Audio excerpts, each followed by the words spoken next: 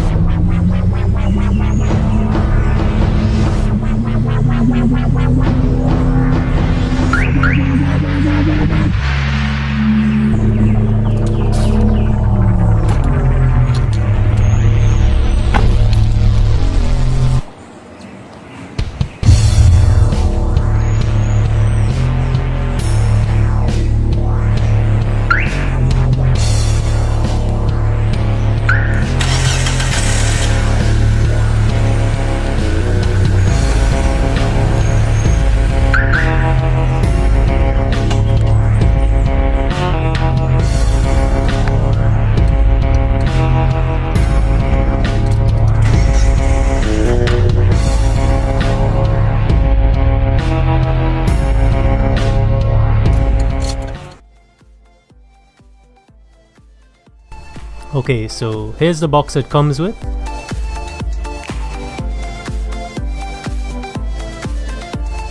Inside we have PKE and high frequency antennas,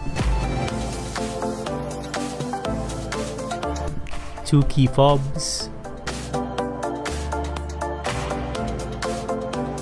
GPS module,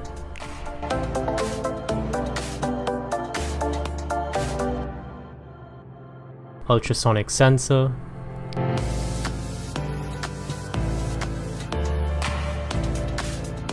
shock sensor, immobilizer bypass module,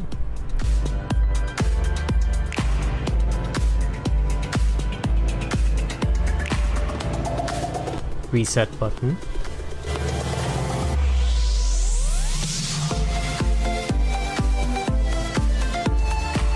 alarm status indicator, touch password keypad,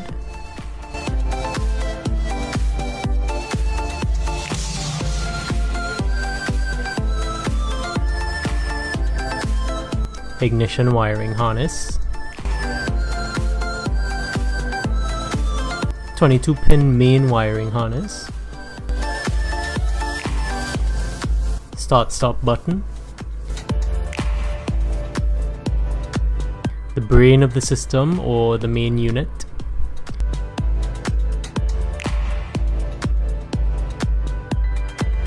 nano SIM adapter for GPS module, and of course an instruction manual. Here are the tools required: a Phillips head screwdriver, wire strippers, heat shrink tubing and heat gun. You can use electrical tape instead, but I prefer to have a cleaner look.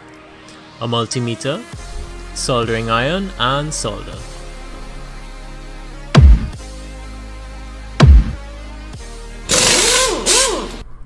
Let's proceed with part 1 of the installation, the ignition wiring harness. Firstly, we will need to find the wires from the car that we need to connect to the corresponding wires from the alarm system. Now, if you're wondering how I got to this position where I see all my ignition wires and so on, you'll need to check out my previous start-stop button install video. These will vary depending on the key position of the ignition lock cylinder. When the key is in the off position, you should only get voltage going to the 12 volt constant wires. In my case, I have two 12 volt constant wires. All other wires should have 0 or negligible voltage.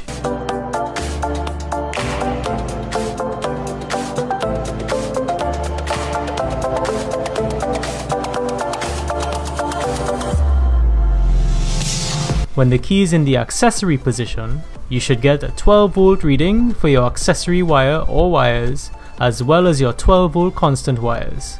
All other wires should have 0 or negligible voltage.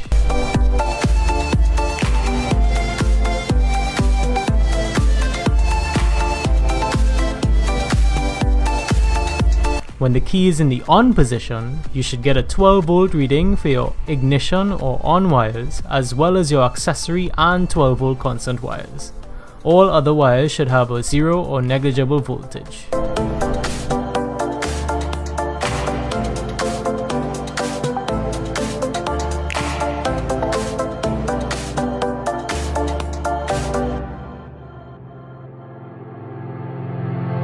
Finally, when the key is in the start position, or when you're cranking the engine, you should get a 12 volt reading for your start wire or wires. Now that we know which wires are for what, time to disconnect the car battery and get onto the installation. So now we need to connect the various wires that we just tested to the corresponding wires of the ignition wiring harness from the car alarm system. Connect the two 12 volt wires from the car alarm ignition wiring harness to the ones we found earlier from the car. Then connect the rest of the corresponding wires as we see in the instruction manual, just like I've done in my previous start-stop button install videos.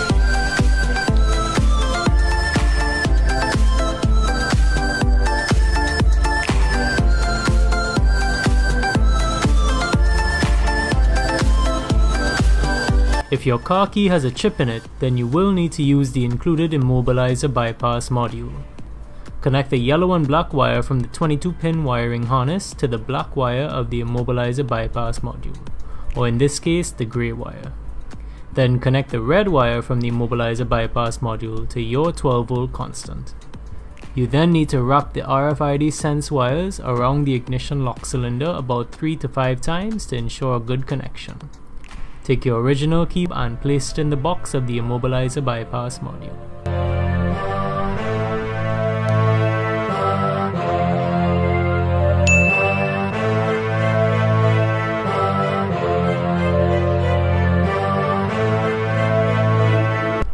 Let's move on to the 22-pin main wiring harness.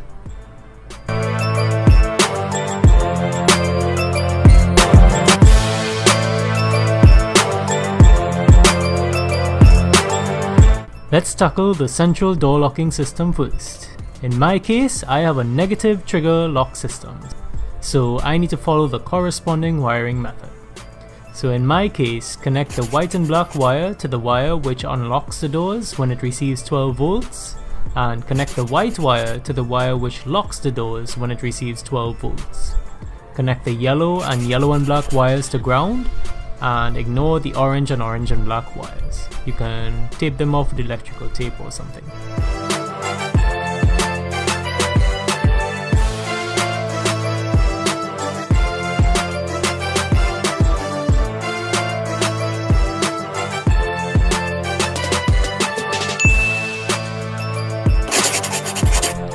Next, we have the indicator lights. Connect each of the brown wires to each of the indicator light wires, which require 12 volts to turn on the indicator lights.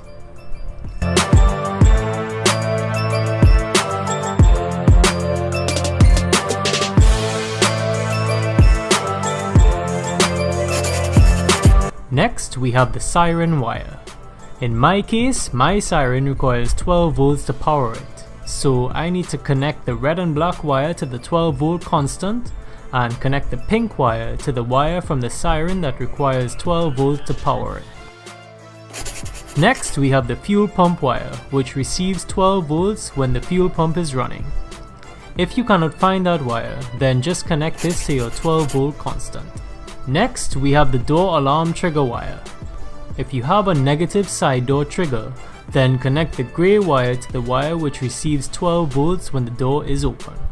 In my case, there are two wires. One wire has 12 volts when the door trigger button is pressed or when the door is closed, and the other wire has 12 volts when the trigger button is not pressed or when the door is open.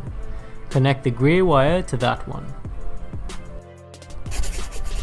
Next, we have the foot brake signal wire, which receives 12 volts when you press down the foot brake. Connect the orange and black wire to your foot brake signal wire.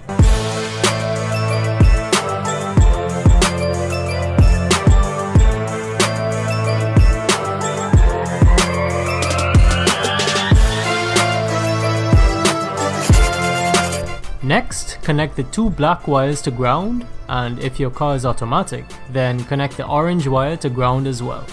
If it is a manual car, then connect it to your handbrake signal wire. Finally, we have the remote trunk release wires. If your car does not have an electric trunk release, then check out my previous video on how to install an electric trunk release. Connect the purple and black wire to your 12 volt constant, and then connect the purple wire to the input wire of the electric trunk release. Now we have finally completed installing the most complicated part of this system. Time to plug everything in and test to see if everything is working.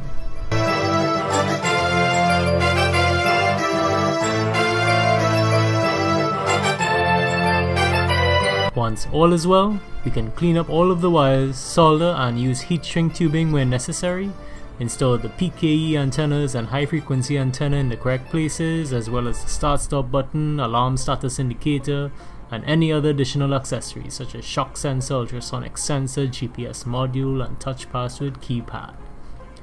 In terms of installing the touch password keypad, the alarm status indicator, and the high frequency antenna, I installed them here. In terms of installing the passive keyless entry antennas, I installed the front antenna here and the rear antenna here. In order to use the GPS module and the app, you'll need to install a data SIM in the GPS module.